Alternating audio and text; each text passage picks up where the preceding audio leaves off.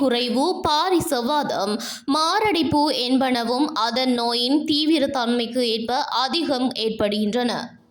நீரிழிவு தொடர்பான தவறான அபிப்பிராயங்களாகவும் காணப்படுகின்றன. பயன்படுத்தப்படும் மருந்துகள் தொடர்பாகவும் அதன் பயன்பாடுகள் தொடர்பாகவும் குறித்த தவறான கருத்துக்கள் நிலவுகின்றன. கொழும்பு மாவட்டம் அதிகளவாகவும் அதற்கு அடுத்தபடியாக நோயாளர்கள் அதிகமுள்ள மாவட்டமாக யாழ்ப்பாண மாவட்டம் காணப்படுகின்றது. கர்ப்ப காலத்தில் பெண்களுக்கு ஏற்படும் நீரிழிவு தொடர்பாகவும் பெண்களுக்கு சாதாரணமாக ஏற்படும் நீரிழிவு தொடர்பாகவும் பெண் வைத்தியர் தனது கருத்துக்களை தெரிவித்தார்.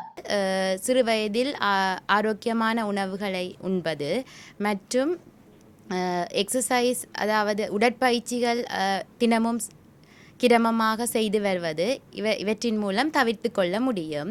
மேலும் கர்ப்பவதிகளுக்கு நீரிழிவு நோய் வருவது கர்ப்பவதிகளினால் ஏதும் அறிகுறிகள் மூலம் அறிய முடியாது இருக்கும்.